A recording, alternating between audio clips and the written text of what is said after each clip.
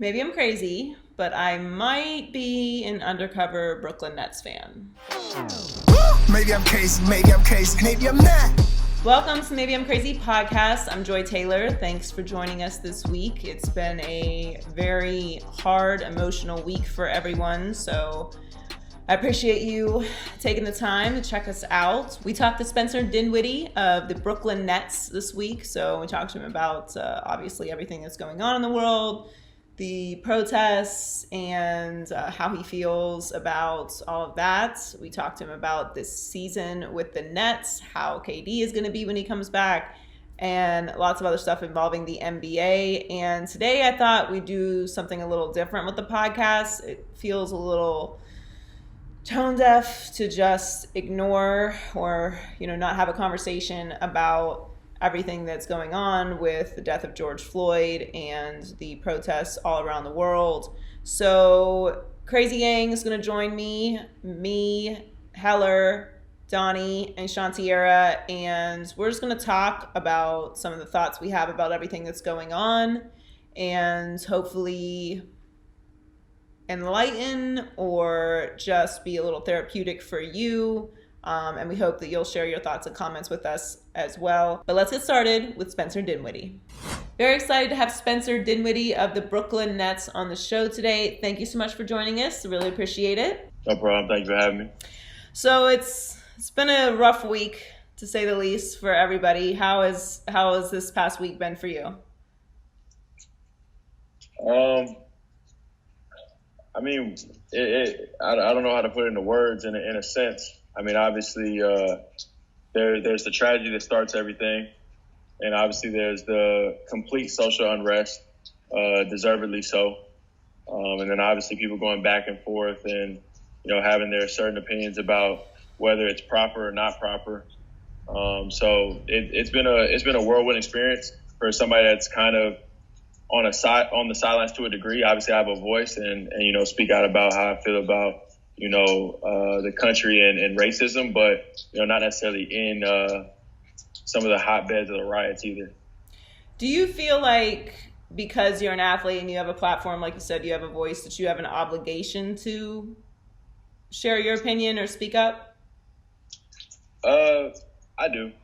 I think it's going to be kind of cheesy because it's like the Spider-Man quote, right? With great power comes great responsibility. But you owe it to your people if you do have a platform and a voice to help out in whatever way that you can. So to someone who would say that you're not qualified particularly to speak on something like this because you're an athlete and you make a bunch of money and maybe, your reality is a little removed from everyone else's, what would you argue with that person in that space? Well, I would say I didn't start, making money until I was 21. Didn't start necessarily making a lot of money by NBA standards until this past year at 26. So, the first 21 years of my life, I was still and am still a African-American male and grew up as such. Oftentimes in the later teenage years as a bigger African-American male. And obviously we know the kind of connotation that people carry with people like that, that we're scary or, violent or thugs or things like that. So, making money doesn't erase my entire upbringing. When you say that, like the past week, I've heard that so much from so many different people, but also from a lot of athletes, that you've had the experience that people treat you like you're scary or, like you said, a thug, which has become a very interesting placed word in today's society. Yeah. What does that make you feel? Like, because for me, when I hear that, it hurts. It hurts me on the inside that someone could look at you and be afraid. How does that make you feel? Not to sound callous, but it's been reality. So it hasn't been something that on a day-to-day basis, you say like, oh my God, this is, terrible or whatever. And it is, right? Like you shouldn't walk around or understand that that's the context you hold when you walk in an environment, but like that's life. That's the reality of the situation. And everybody has their own reality, and you just kind of live with it. It's tough to say, but it's true. Have you had any conversations with your coaches or your white teammates? Because I personally have had people reach out to me just like asking if I'm okay, or like how can they help, or what can they do? Have you had any of those conversations? Yeah, I mean, our team is spoken. I think that's one of the best parts about the Nets and the guys we have in the locker room. We're very open. We have a lot of great guys, and we've been able to communicate back and forth about the situation. So that's been definitely a positive sign. What would you say? Because I like to consider myself a realist, which can sometimes be confused for a pessimist, but it's not. I hear you. I'm on that side. But I am also a solution-oriented person. Like, there's problems in all aspects of life, and we are dealing with a problem as a society right now, multiple problems as a society right now. But what if you were to give a suggestion, like the president has given you the rose garden to speak to planet Earth right now on how to fix this? Oh man. No pressure. What would you say?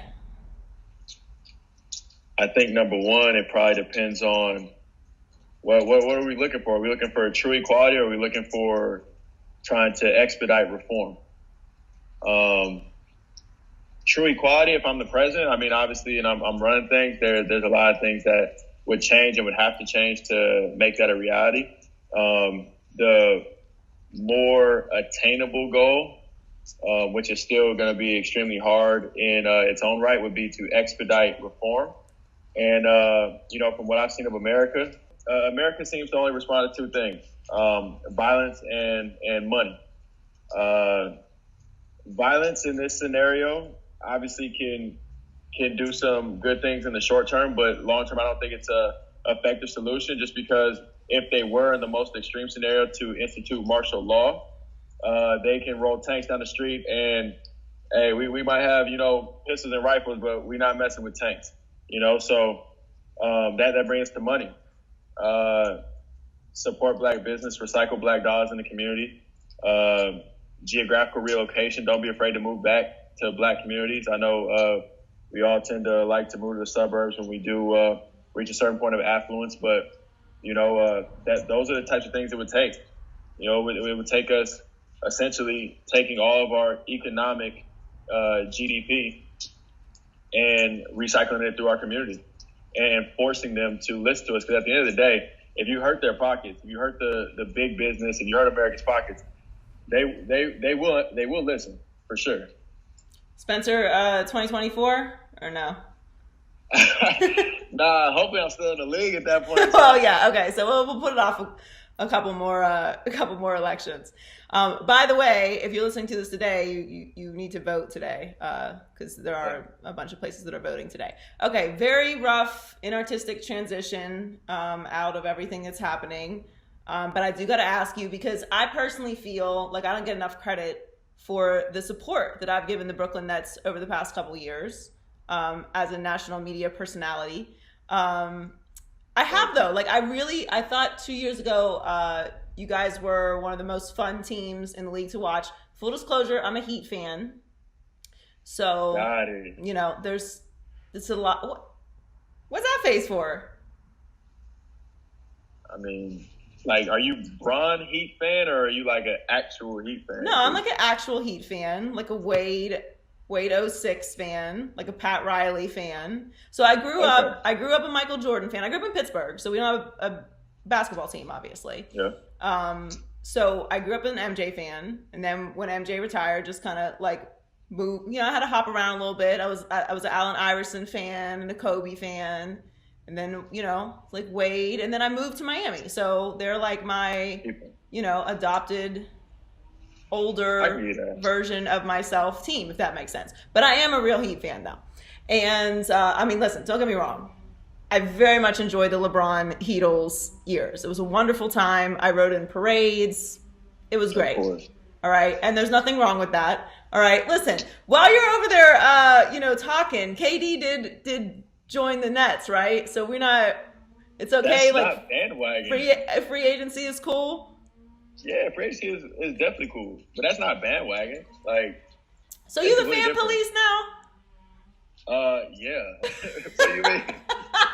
No, I don't believe in fan police. Well, first of all right, so we'll get to that in a second. Here's the thing about fan police. At the end of the day, sports, this world that we live in is entertainment, right? Like it is entertainment. We know that. Yes, of course, it's the highest level of competition, but as much as there is the competition, is the entertainment factor. That's why there's such a big conversation about whether we're going to have fans in the arenas or not. Like, how can you even, play like that? How's all that going to work? But like, if you go to a bad movie, you leave, and you might be the biggest. And listen, Denzel's never made a bad movie, but you might be the biggest Denzel fan ever. If you're not enjoying this movie that you've paid money for, no one's gonna like be on the way out like bad fan. You just left the movie like, all right, like I got something else to do. I'm not enjoying this, right? Yeah, but all right. So what happens if the next day you're like, yeah, Denzel's not my favorite actor anymore. Now it's Will Smith. I mean, that's your prerogative, right? Oh, no. And remember, we also don't grow up saying like, hey, we're dedicated to this team, right? Or we're dedicated to this actor. Like we grow up and we're like, hey, I'm from LA. The Lakers are my team. Unless I go to the league, the Lakers will remain my team. I'm a little more, okay, maybe I'm just a little more callous, okay? But I don't feel like, I think if you hop from team to team, like depending on who's good, that's one thing. But if you like become a fan, like someone's like, oh, I'm a huge fan of Spencer, and he goes to a different team, I'm gonna go be a fan of that team now. That makes him a bandwagon fan? Like No. We're talking, we're not talking about following players. We're talking about hopping from team to team. Like if you were a Lakers fan in the early 2000s, and then you were a Heat fan in the yeah. No, those Warriors fan. No, those people. That's different. Okay, we're on the same page. We don't have time for those people. That's ridiculous. That's the people that wear like a different jersey for every single day of the week. Yeah, I'm with you on that. You got to have some loyalty in this world. But that said, I have been very supportive of the Nets. I think that you guys had a really good culture established, a really good energy 2 years ago, and I was all for the Kyrie KD move. I personally feel that once everyone is healthy, you guys are in the championship conversation. Like I don't know how you don't consider that team a championship level team with all of the expectations that come with it. But this year was a little bumpy for you guys. Did you feel like you deserved all of the criticism that you got this year? In short, not at all, right? Like, our big three on paper is Kyrie, Karras, and KD. I think Kyrie played like 20 games, Karras played like 30 games, and KD didn't play at all. So we spent more than half the season without any of our three best players, right? And we're still in the playoffs. So, looking at it in that respect, like I think it's a pretty successful season. There's not another unit that you could say did that. I mean, even if you took the dominant Warriors, right? If you took Steph, Clay, and KD out the lineup, would you be like, man, they're going to be in the playoffs, or Draymond's going to lead them to this or lead them to that? You'd be like, nah, they weren't very good. We kind of saw this year. I mean, that we're still in the playoffs and doing our thing and trying to fight for like a 6th seed. So, in my mind, I mean, it was a pretty good, solid season. I felt like this season was I felt like it was like an establishing season for the Nets, because without KD, you really can't evaluate what your full potential is. Exactly. So, well, KD, the other conversation about the Nets that I think is kind of silly, specifically it's about KD, is this idea that KD's not going to come back as good as Kevin Durant is.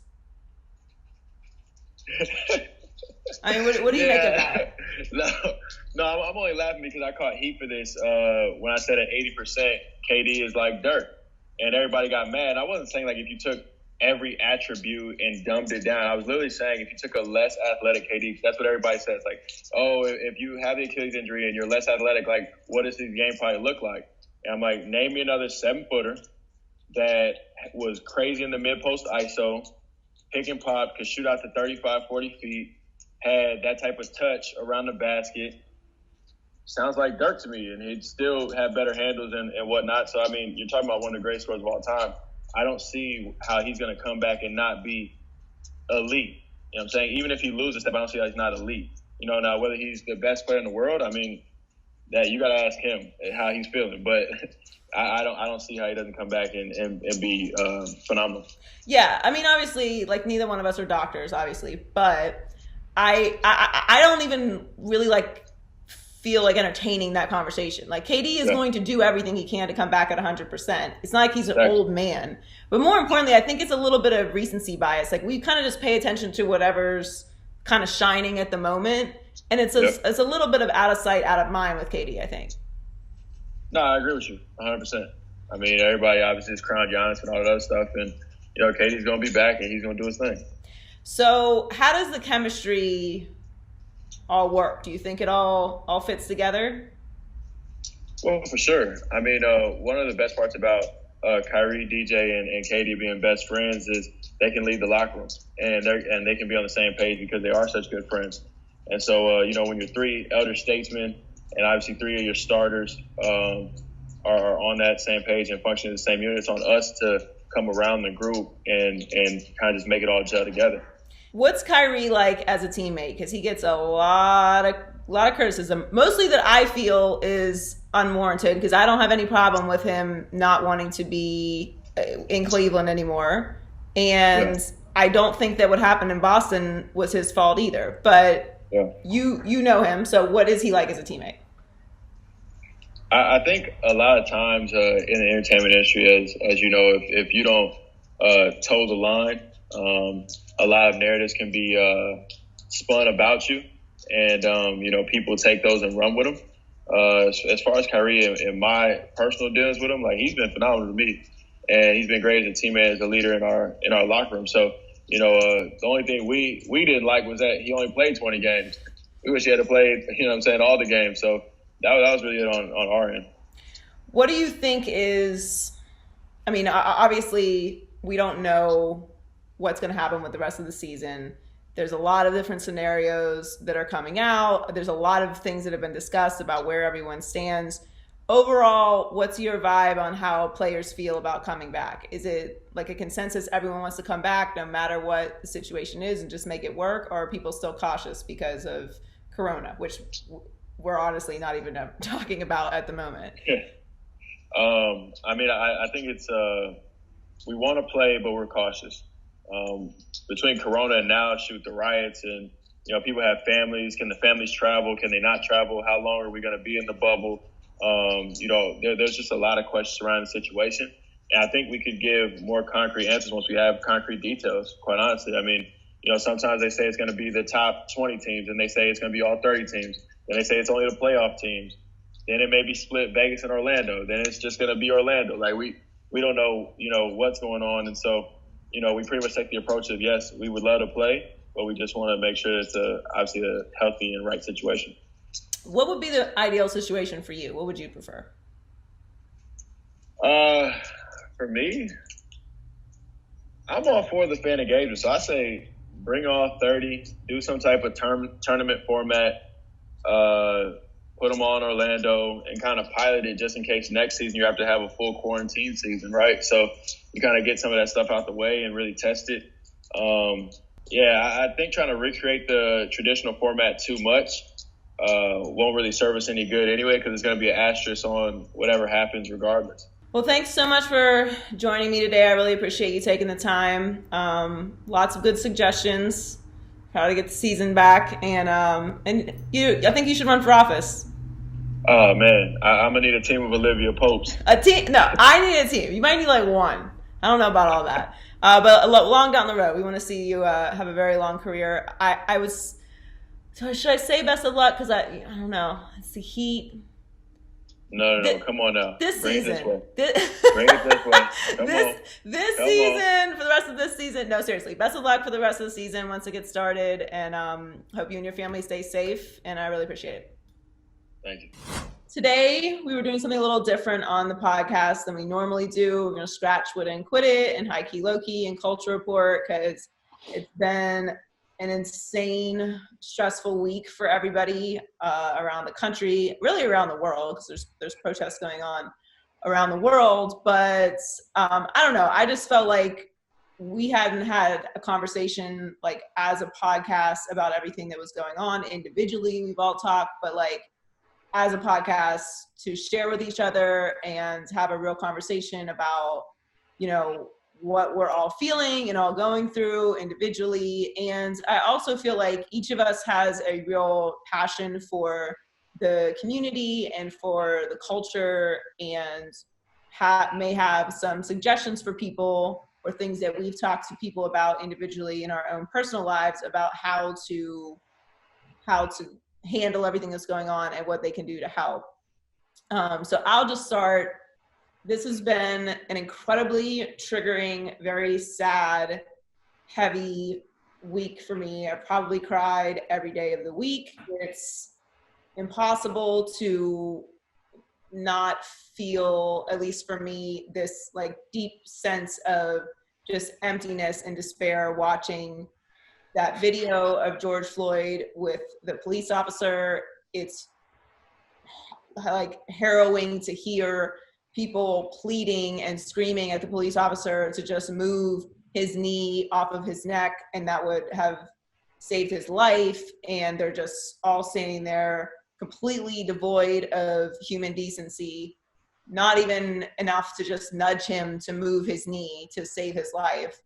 And this like constant, it's like a nightmare just watching that video and imagining that being my brother or my nephew or my cousin or just a friend, an uncle, like under that cop's knee, and like what I would be going through right now and how I would handle that and how like you would move forward as a human or as a family. And we've seen so many videos of this and so many hashtags, and there's been so many conversations, and there's been protests, and it feels like every couple years, there's Ferguson and there's Baltimore, and now there's protests all over the world for George. And I don't know if it's the combination of the pandemic and just kind of what felt like a just back-to-back pummeling of Ahmaud Arbery and Breonna Taylor, and now George Floyd, and everyone is at the height of tension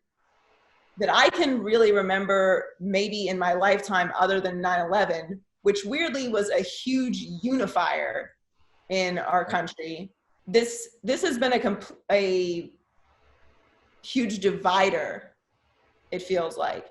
And while I am encouraged in some ways to see so many white people and so many non-Black people open up to want to talk about what's happening and ask how they can help and share things on social media and stand in solidarity and go out and protest, and just an overall feeling of we see you and see what you're saying and see the pain. And maybe we don't know how to help, but we feel like we should help, or at the very least we should have the conversation. That part is encouraging. What is extremely discouraging, other than, of course, the trauma of watching yet another Black man murdered by a white police officer, is the reaction that we're all having now to deal with from the rioters and the looters. And I want to be very clear, I do not support rioting and looting, and I don't think it's right to burn down someone's business, and I don't think it's right to destroy property.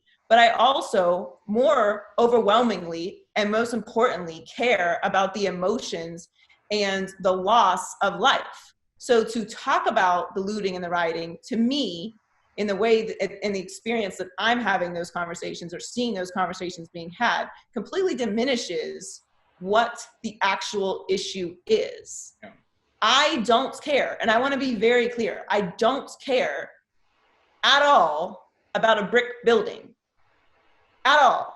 Do I want someone to lose their business? Of course not. Do I have friends who have small businesses? Of course. Do I have Black friends who have small businesses? Of course. Do I want to see them lose their business? Do I want to see it burn to the ground? No.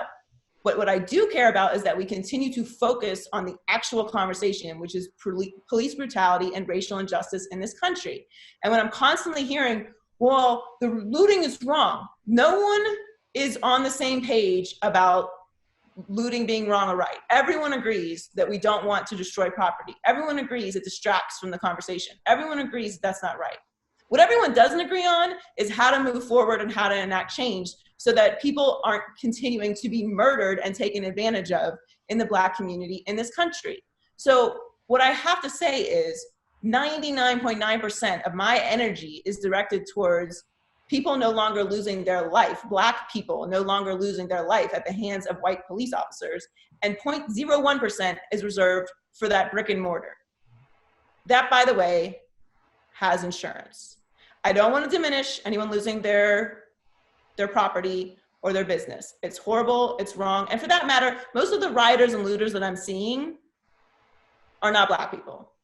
So what I would really like people to do is remove the conversation from protesting and rioting and looting and focus on the overwhelmingly peaceful protests and what they are protesting and what this is all about.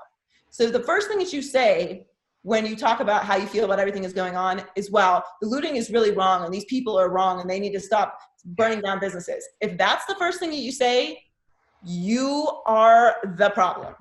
You are the problem. And I don't care if that sounds harsh or unapologetic, because it's just the truth. The first thing that you should say is how terrible it is that the Black community has had to deal with these injustices for as long as they have. How horrible it is that George Floyd will never go home to his family because a cop couldn't be bothered to move his knee off of his neck. How horrible it is what happened to Breonna Taylor. How horrible it is that some white supremacists chased down Ahmaud Arbery and shot him in the street. That's how horrible all of those things are. And I'm devastated that this has been happening. And also, I'd really like for them to stop, for some people to stop looting and rioting. If you don't look at it that way, you're missing everything that's happening, and you are in fact the problem. And that's how I feel right now. People are tired. People are fed up. People are tired of having to scream and yell for some basic things that are provided to Americans. We shouldn't have to yell and scream after Ahmaud Arbery is murdered for those guys to be arrested. But it took that for them to be arrested. We shouldn't have to yell and scream for George Floyd's murder to be arrested. But it's taken that, and it's taken these protests for the remaining officers to be arrested. And we're still waiting. Like, it's ridiculous that we are still waiting. People are fed up. People are frustrated. And they don't have an outlet for that frustration because it's a cycle. It keeps happening. We're tired of having to repeat these people's names. The sad thing is that there's probably another Breonna Taylor out there right now. It's just a matter of time before we know her name and we hashtag her name. Or there's another George Floyd who it just hasn't happened yet. And people are pissed. And this is what happens. I saw this video of Jane Elliott, and she was in a room full of white people, and she asked, if you want to be treated the way society treats Black people, stand up. And then she ended up repeating the question because no one stood up. And then she said, so since nobody stood up, that tells me that you know what's happening. You don't want what's happening to you. So why are you allowing it to happen to other people? And I feel like that I'm really sick and tired of having this conversation over and over and over again. As a Black woman with 3 brothers, youngest one being 14, my mom has to tell my brother what to do at 14 when a cop pulls him over. And if you're not Black, you can say, oh, I understand, or you may not understand, but you will never know what it feels like to be Black. So if you don't understand, if you don't see it, you got to do research. You can't just learn this stuff in school because they're not really teaching what they should be. Do research, and you can see it's happening. It's happening right in front of our faces. And this man was killed like in front of all these people. Look at what's happening. And then when we talk about this rioting and looting, look, when people protest, rioting and looting, it happens. I'm not saying it's right or wrong, it happens.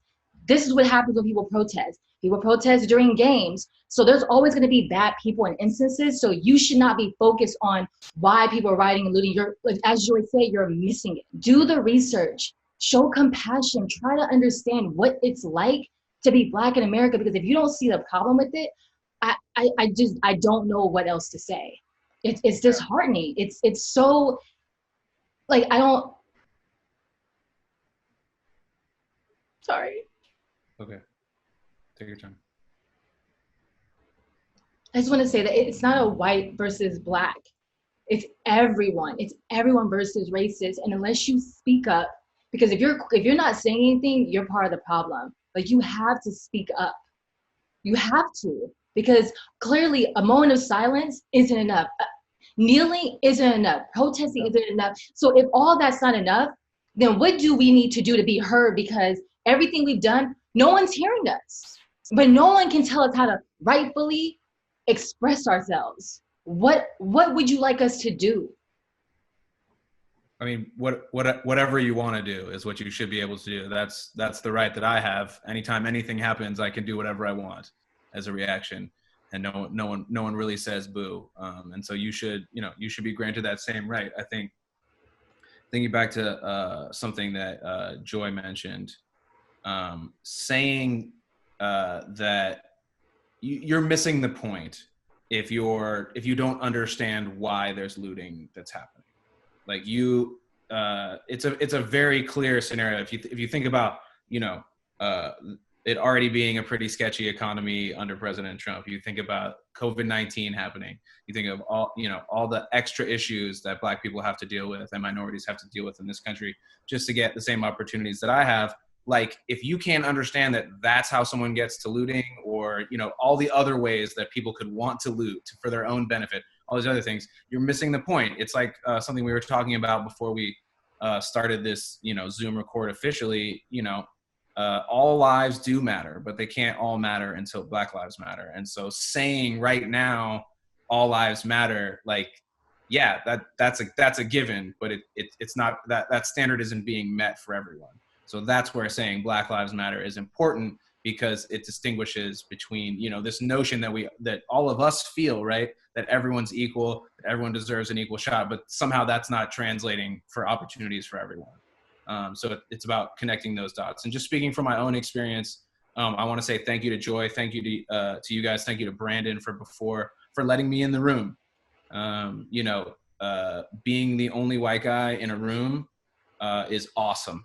And I don't know if I would have necessarily gotten the opportunity to find that out and to be able to try to understand. I'm never going to be able to understand. I'm never going to be able to walk in the shoes of someone who looks different than me, is a different sex, a different, orientation, all that stuff. But trying to understand is the least I can do. It's the least I can do. And just one other thing, and I actually want to get your guys' thoughts on this. One other thing that I've sort of learned of late in my sort of progression from, growing up a privileged person that doesn't necessarily understand to trying to understand, is it's not about speaking for anyone. It's not about having anyone's back, but just standing next to and just being there. And I know that there's like a shady white element of the protest that, we got Umbrella Man with his hammer wiling out. Like, there's no justification for that, but I am happy to see white people stepping into this melee and standing with, not trying to speak for or protect or, any of that stuff, but just being there with people of color and just trying to stand with them.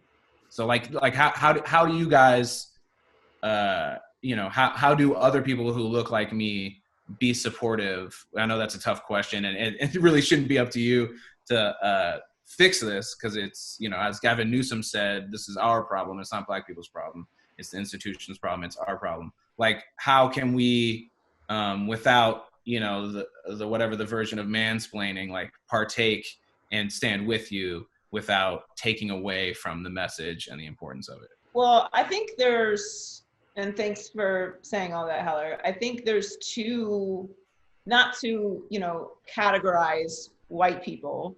And, my mother is white, and I have white people in my family, and I have white friends, and obviously white coworkers. And I've had conversations with everyone about this. And to me, there's just to simplify it, and there's obviously gray areas, but to simplify it, to me, there are two categories of white people right now. White people who are trying, right? And then the white people who are standing in this space of, trying to defend Trump, or trying to defend who they voted for, or feeling like, again, this is an attack on all police and an attack on America, and You know, they are also the ones who are, like you said, agitating violence and agitating looting and all those things. So to focus on, I want to focus on the latter group as well, but to focus on what you asked, to me, I'm a solution-oriented person, as you guys know. But something goes wrong, I'm like, great, something went wrong, like, but like, how are we gonna fix it? Like, I don't want to keep having the same conversation about what's wrong. And that's why so many people are so frustrated. And as Donnie said, so tired, because we're having the same conversations over and over and over and over again. And these are human lives that are being lost. It's not, you know, a computer glitch that we're trying to fix. So the first thing to me, if you want to be helpful, is, you know, people are quick to be like, oh, I have a black friends, you know, I don't see color, I have black friends. Well, this is a good time to humble yourself and reach out to those black friends. Check on them. Just ask, are you okay? How are you dealing with everything? How do you feel? And show that you care about their mental and emotional health during a very stressful, triggering time. That's a very easy thing to do. It doesn't require a lot of energy. You've been doing that throughout this entire coronavirus, hopefully, if you're a normal person. So that's first and foremost. Yep. B, ask them, how can you help? What can you do? Can you donate somewhere? Can you, you know, file a petition or sign something? Can I call a congressman? Like, is there something that you know of that I can do to spend my time and energy to help? But the most important thing to me that I think people have to do, to me, this is the grassroots element of, I'm not a racist, or I don't see color, or I truly want to help. The most important thing to me that you can do is have conversations with your white friends and your white family who say off-color jokes, or who make comments that are ridiculous, or say things that, like, you're like, if my black friend was here right now, or my black boyfriend or black girlfriend or my black coworker, I would feel uncomfortable with what they're saying. Well, if that's the case, you can tell them, I don't feel comfortable with what you're saying. And I'm not trying to be a revolutionary. I'm just saying what you're saying is wrong and it's racist. And you have to be able to stand up to those people in your life, because guess what? They're in your life. So that's a reflection on you. And that's how it spreads. All this change and all this movement and money and protests and all that is awesome, and it's great, and it's super important. But to me, as important as all of that is those heart-to-heart conversations with your crazy uncle who is running around, and I'm just uncle, aunt, whatever, whoever this person is in your life, right? An older relative for sure. Or your friends, like, or the people that you hang out with who are only focusing on the looting, or who are saying, you know, well, you know, maybe he was a drug addict, or whatever it is that they're saying. You need to check them. And then if you continue to notice that those people continue to act that same way after you check them, then you need to search as to why those people are in your life. Now, I say that about family like it's very easy. Look, I'm cut different. I understand that. Not everybody is willing to go hard at their family if they don't feel comfortable with something. But this is just that time. If you really care, if you really want to make a difference, you have to have those hard conversations, which is why I keep saying that on social media. It's time to have those hard conversations. It's time that when you sit down at the dinner table and you guys are talking about what's going on in the world, stand up for it. Repeat what your black friend told you. You know, I talked to my friend today and she's hurting. She's upset. She's not okay. She has to tell her brother that when you get pulled over, this is how you have to act. She's afraid that when she drives down the street in the car with her family, something could happen to her or him. That's what you have to tell them. And if that doesn't register in them, that's your work to do.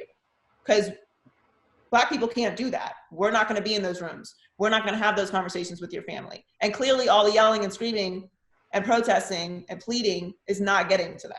So to me, that's the most important thing.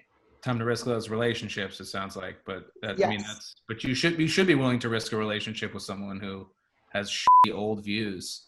Yeah, I mean, Joe, I'm with you 100%. I think the biggest thing for me is just having the white friends that I have, not even white, just, non-Black friends reach out and say, man, what's going on is crazy. How are you holding up? How are you doing? That to me is huge, because some people won't even say anything. They act like it doesn't exist. So I think acknowledging it, having those conversations and educating yourself. Don't look to the Black friend to give you all the information, tell you what's going on. Like, no, but see it for yourself. That way you understand what's going on And you can talk to, like you said, your uncles, your aunts who may not be educated. So you have to be willing to have those uncomfortable conversations. I mean, you just have to. That's the only way for people to understand like what's really happening. I would put a small qualifier on the reaching out to your Black friends. Reach out to the Black friends who you have reached out to like recently or about something else that you like. Don't reach out to that Black friend that you haven't talked to in years. Right. Yeah. And then like say like, hey, I'm thinking about you, like that. I've had a few instances where that's happened to me, and like it, like I appreciate it, but at the same time, it's like it makes me feel a way that I honestly can't articulate right now. Because it's like you're it's coming from the right place, but it's still an example of what's wrong in a way. Right. But I can't like fully like. Well, it makes you feel. I mean, I'm not putting words in your mouth, but I can imagine that it makes you kind of feel like a token. Yeah, it does. Situation. And so, I mean, so to me, I feel like there is not a responsibility, because as Heller said, it's not Black people's job to teach white people how to act. But again, I'm a realist. So what I don't like about our society in the cancel culture world that we live in is that people do make mistakes, and people do come from places where they aren't educated and they didn't grow up around diversity. And that's not an excuse to behave that way. However, if someone is trying to learn, let's let them learn. You know, we don't have to hold their hands and show them the way, but let's try to find a way to all communicate so that we can learn, right? Like we can learn about each other. And I know for me, it's something I have to work on because I am extremely hostile right now. So I am like barking at everybody and not speaking in a you know, a very understanding way. And I kind of a few times have had to step back, like, is this helping? Like, yes, I'm angry and I have a right to be angry, and that's fair, and I'm hurting and I hurt for others as well. But I do want, if someone is saying, I want to learn, for them to learn. Does that make sense? Yes. Yeah, it does. It does. And I want to just clarify, I'm not saying just anybody who's non-Black reach out to me, but if I have a really close, like a best friend, because there's an instance where having a best friend who's a white person who hasn't said anything. Mm-hmm. I mean, I'm gonna be like, it'll make you question. Like I understand, especially when, you know, when this person, for example, this person's a nurse. When this pandemic happens, person at the front lines, I'm reaching out to you saying, hey, how are you doing? How are you holding up? So in that case, I'm giving this for this particular situation. It's like, if I'm reaching out to you, I would like it to be done to me, especially if somebody I'm like super tight with. But yeah, I mean, I understand that not everyone, it can be a little weird if you have random people reach out saying, hey, I know what you're going through. Like, it's like, no, you don't. Yeah. Like, so I just want to just clarify that. Yeah. And also, I mean, yes, it should be people you know and have relationships with. Like, don't go, you know, mass texting all the Black people in your phone asking for tips. Right. Not what I'm suggesting at all. I feel like I got caught up in a few of those mass texts, and it's don't mass text. No, this is not a good time for mass texting at all. I don't know if it ever is. I think I have a thought on this, which is that, you know, as a white person trying to learn and trying to understand, and trying to not bring sadness, like reminders of sadness to your door, like some of those people that are texting you out the blue, basically because you're their Black friend and in your mind, like instead of doing that, like that's your instinct. That's wanting to help. That's a good start. But really genuinely think about treat, like not just believing that everyone is equal, but that actually treating everyone equally is a way to avoid sort of stepping in it on the way. You know, the road to hell is paved with good intentions. But if you don't want to step in it, like really genuinely be self-aware and think about, like, if everyone actually is equal, which I believe and everyone says they believe, that I know, right? Your actions have to represent that. And so, you know, obviously, you know, if you know that your friend who's a nurse is going through it, that's a good time to check in with them. But just hollering out of nowhere, cause like that, like that's you know, I'm not racist. I have black friends, which is really just an admission that you know a bunch of racist people. Right. And that's like, so to me, I'm saying, and I want to reiterate that because I don't want to have a bunch of white people texting random black people to understand what's going on. What I'm saying is, if you have a friend who doesn't look like you, they're going through a lot right now. So I think the word to best describe what I'm trying to say is what T said earlier, which is have some compassion. And we don't live in compassionate times. Not at all. I'm not the softest of humans. And I have to remind myself, as I said earlier, like that I need to take a deep breath sometimes and understand like what's actually being helpful. Even though I have a right to yell and I have a right to be upset, I want to be solution oriented as well. And being compassionate for what everyone is going through, and specifically what the Black community is going through, and recognizing your privilege wherever you have it is super important. And that is really, like, to me, what is going to make this move forward positively and what's going to actually enact change. Because everyone is, like today is Blackout Tuesday, everyone is posting and sharing and standing in solidarity. And then everyone started getting mad because the hashtag is burying all of the images, and then that became a problem. And then it's like, okay, should you be posting because you're just posting and then they're not doing anything else? And it's like, okay, like, let's all just focus for a second. Right. Yeah. Of course, we want everyone to stand in solidarity with Black people right now. That is important. And I don't think that, there's a lot of different conversations about how this whole blackout thing started and how it's evolved, as most social media things do. I don't think it's helpful to be critical of people who are trying. Right. In fact, that they are not really trying because you know them personally and you know that it's bullshit.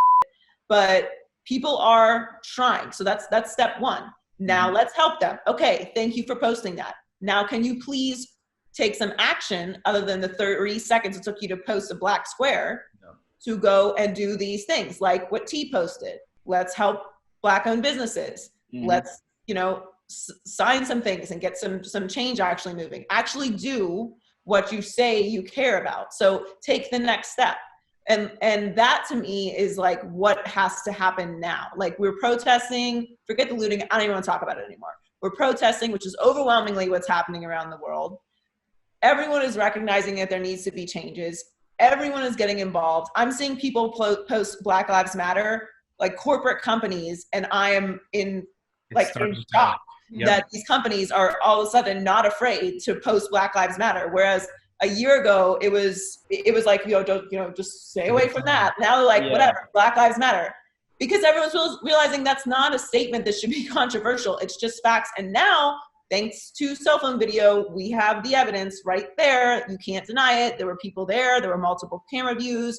You saw the cops lied about what happened. You saw that the cops lied about what actually killed him. Everything is there in plain sight. You can't deny it. So now let's figure out what the next step is. Yeah, I think it's really heartening to see that, and it sucks that this is a heartening thing, but it's heartening to see that there's commercial value in believing the right thing.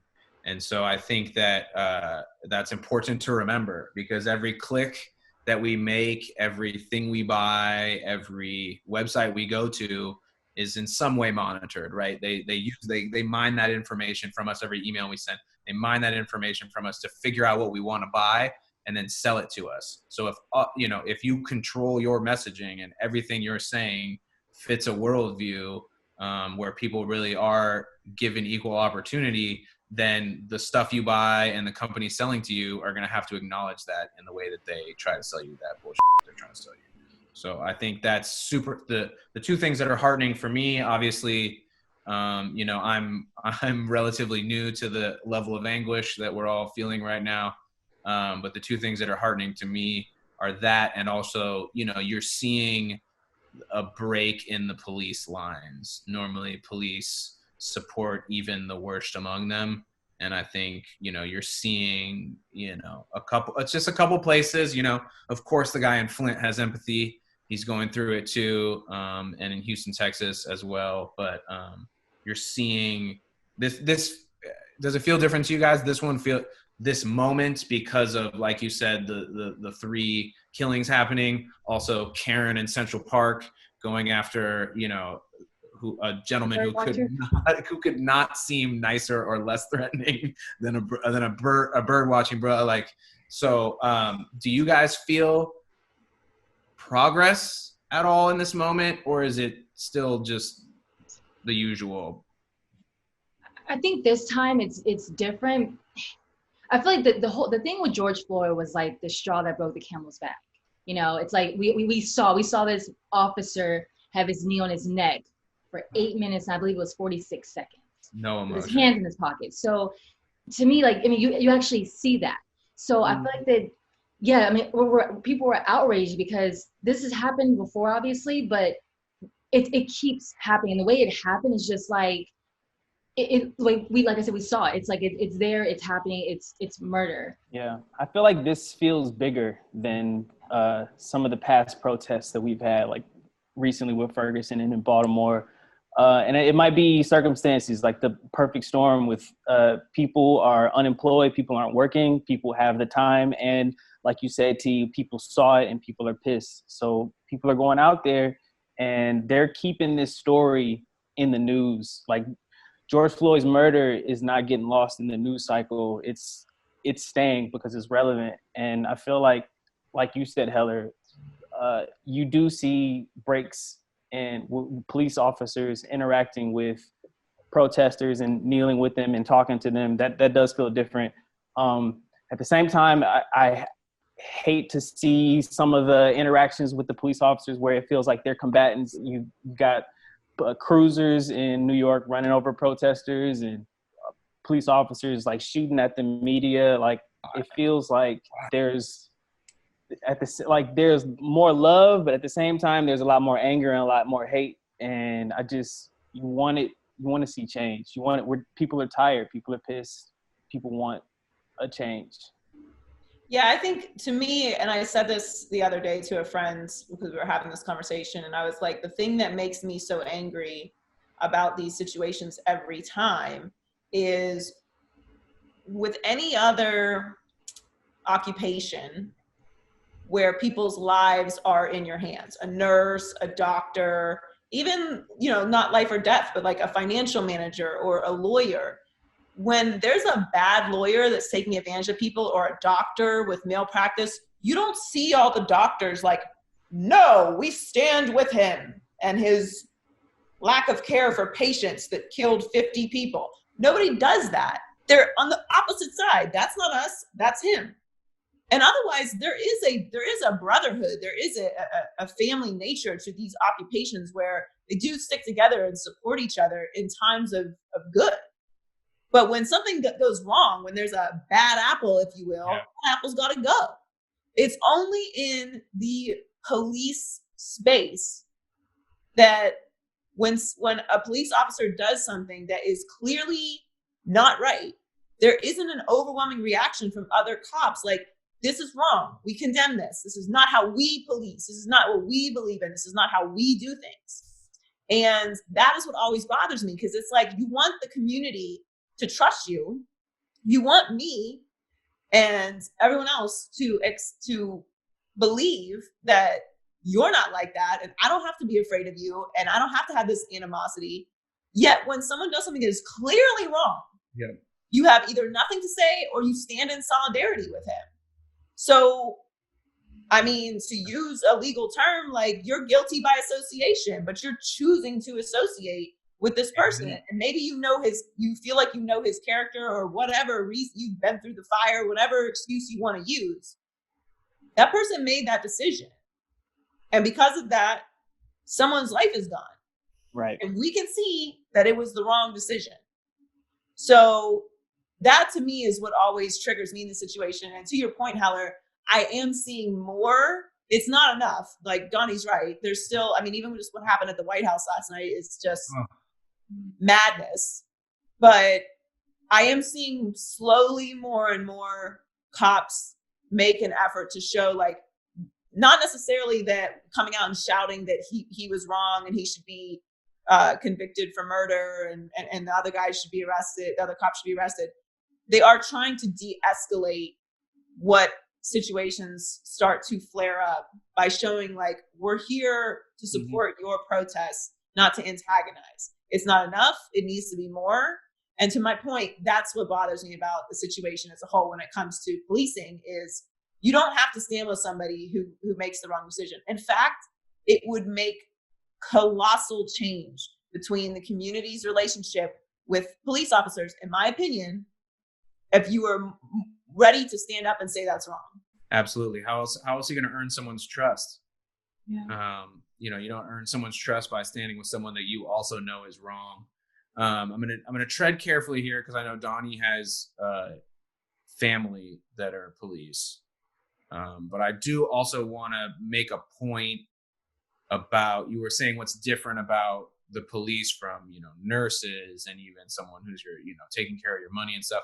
And like a lot of times, I think it's the fact that those people have advanced degrees. I don't think that we are getting the best and brightest people to become police officers. And I think you sort of see that in how, first of all, how people are handling situations where they're, even just how the LAPD is handling movement of people around. They're getting their own cars burned. Like it's their missteps and their over-aggression that causes a lot of these things. So I'm not insulting all police officers, but there is just a certain amount of accountability that's not there because it's not demanded of them all the time. I think there's been too many opportunities for stuff, like you said, to be pushed under the rug. But,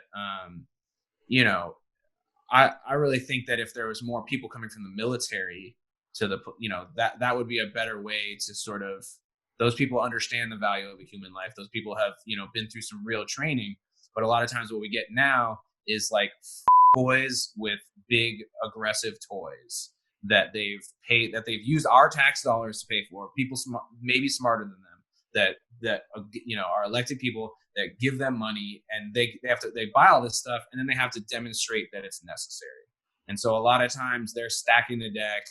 There's the conspiracies out there about bricks being set. You see the cops going through and like destroying milk and stuff for people. So the militarization, I think, is a huge issue as well. And just, we used to describe police as our best and brightest, and I don't think they always are anymore.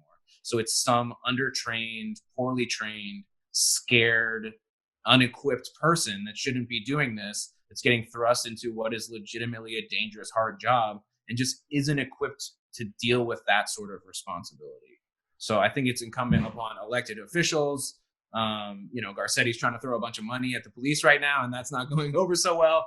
So it's incumbent upon elected officials and people that are smarter and more responsible for human lives to make some of those decisions. So it's not so easy for cops to run about and behave however they want. I think a lot of it is police who are policing communities that they're not from as well, like on top of that. And then that just makes it even worse because they're not even looking at the people that they're policing as equals or as humans because they don't have those network. Exactly. You don't have those background interactions with them. So it makes it a lot easier for somebody like George Floyd's murder to put his knee on his neck because he isn't looking at this guy as a man. He's like, these people they're hiring people who have like the most limited interactions with Black people and are coming into interactions with fear, and they're reacting like based off of fear, and then that's getting people killed. I have a family member who is a police officer and know other police officers also.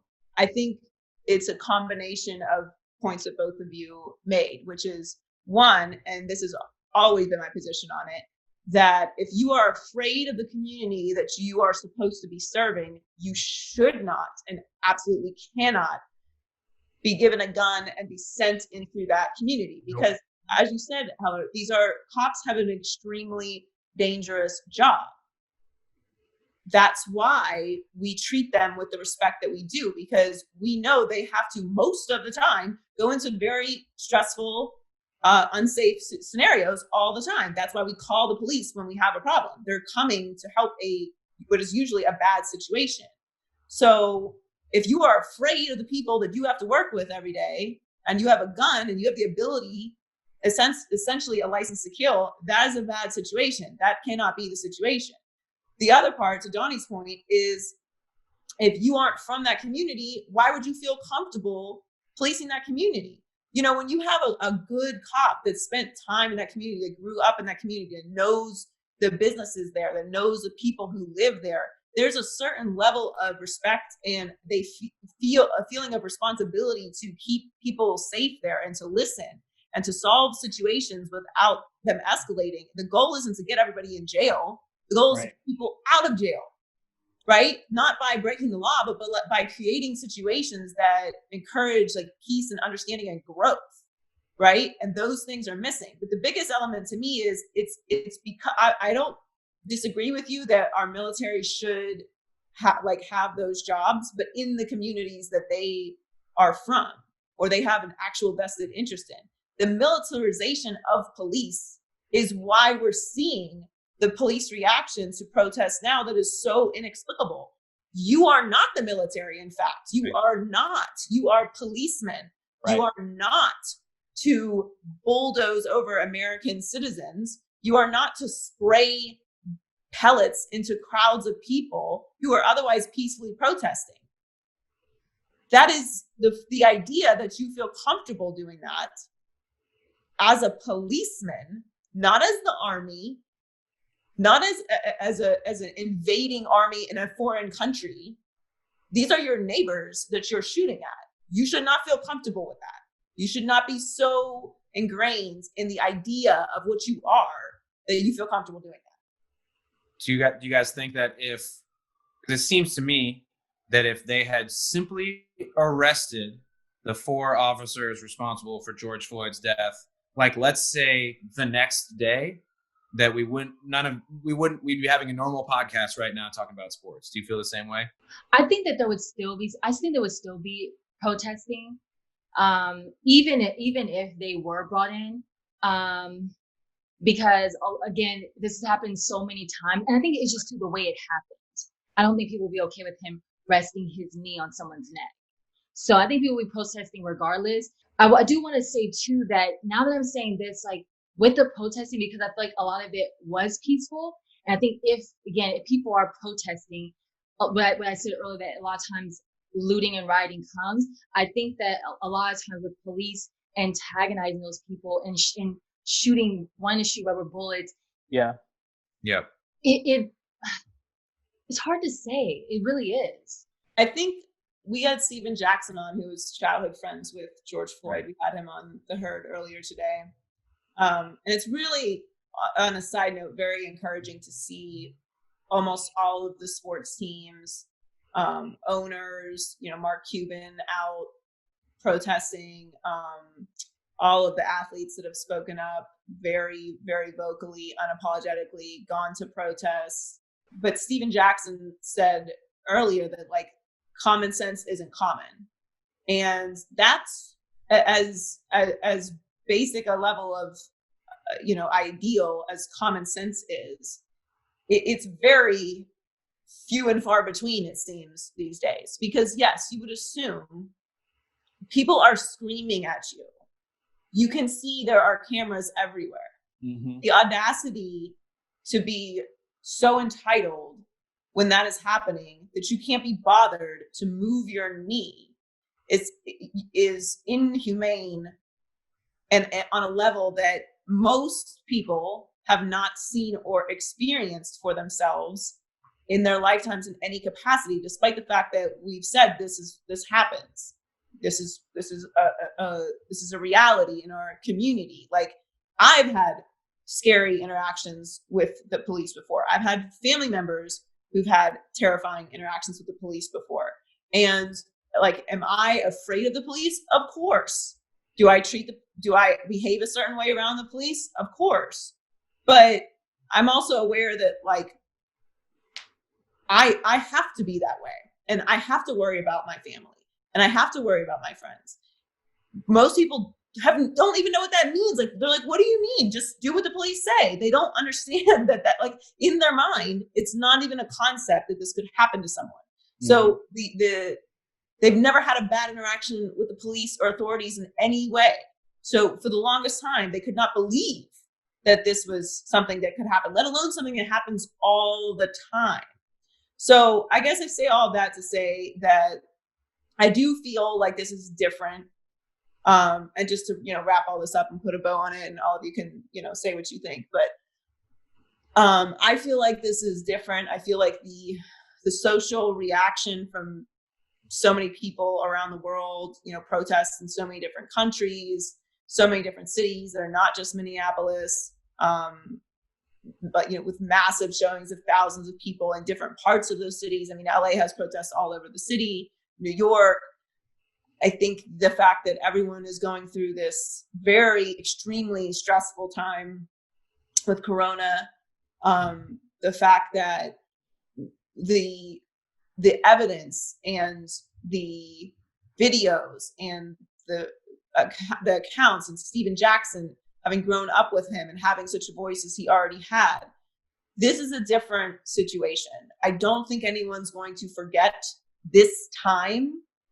Our generation has been through a lot of different stuff. This feels different. The virus, the quarantine, the curfews, this feels like, okay, we've reached a fork in the road with everything that's going on with the divided country. This is an election year. It feels like it's time. Like, okay, people talk about it, go be about it now. And history's watching us right now, is how I feel. And you have to make a choice. And life is not black and white as far as like this way or that way. There's a gray area, whatever. No, this is a time in life. Like, we're going to look back on history one day. Your grandkids are going to ask you, what did you do? And this is, I guess, like how I want to wrap it up, because we didn't talk about the people who are, in that other section of white people who are standing with this like Trump situation. I don't even care about who you vote for, right? I don't care if you like Trump. I don't care. Like, do I care? Yes, of course. But I don't want to focus. I don't want to focus on that right now, because it's not about Trump. This happened before Trump, many years before Trump. This was going on. Trump did not create this. Is he responsible for the absolute chaos that we're dealing with right now because he's a terrible leader? Yes, he is responsible for that. He did not create police violence. He did not create social injustice. Does his rhetoric help it? Does it encourage it? Of course. But this existed for many, many years. So right now, what is happening? What's happening is history is splitting. And I don't want to be too deep and like theoretical about it, but you can go back in time. You can look at the civil rights movement and ask the people who picked the wrong side during that time how things went for them. Go back and look at these big moments in history when everyone was stressed out, when everyone was yelling, when everyone was protesting, when it felt like the world was burning. What side did you pick? You feel comfortable, 100% comfortable that you're right and you're making the right decision. It's between you and God, honestly. But you should think about what it is that you're doing. And make sure you're making your own decision. I know something just from, growing up in a good neighborhood. There's a lot of people out there just saying what their parents told them to say. And I have some news for you. Just because your parents were rich doesn't mean they were right. So, try to have an open mind. Try to move with empathy. And I don't want to take the last word at all, but I just want to say thanks again for including me in the podcast. All of our friendships and this conversation. We appreciate you, Heather. Yeah. I feel like it takes this kind of disruption to enact change. Like, without this kind of protest, people aren't listening otherwise.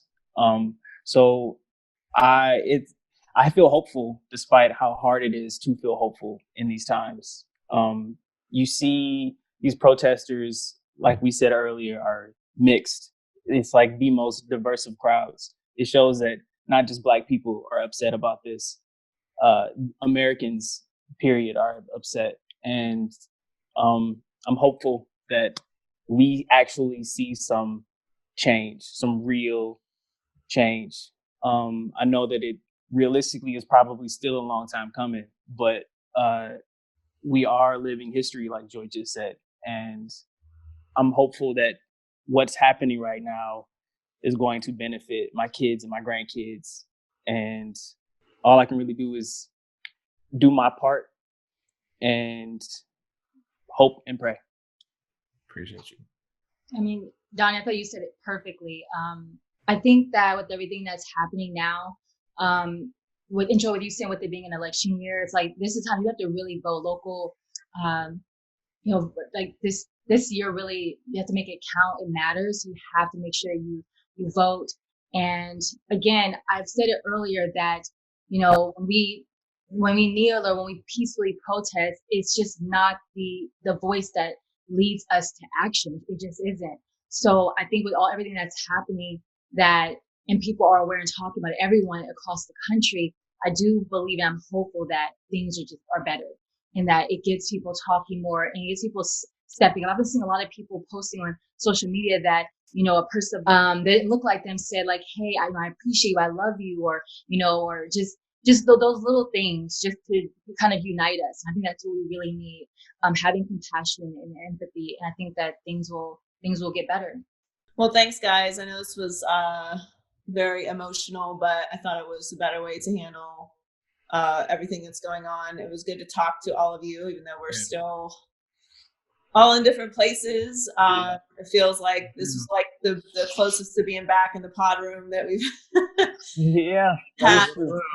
happened. So hope you guys are all safe, and I love all of you, and love you back in the podcast room soon. And this this all helps us move forward. Thanks so much for joining us, guys. Really appreciate it. Hope you're staying safe and staying well. Make sure you follow us on all our social media pages at Maybe I'm Crazy Pod. And make sure that you subscribe on YouTube to the Maybe I'm Crazy podcast. You can listen to the podcast on any major platform, iHeartMedia app, Spotify, SoundCloud, iTunes. So hope you do that, and we'll check you out next week. Maybe I'm crazy, maybe I'm not.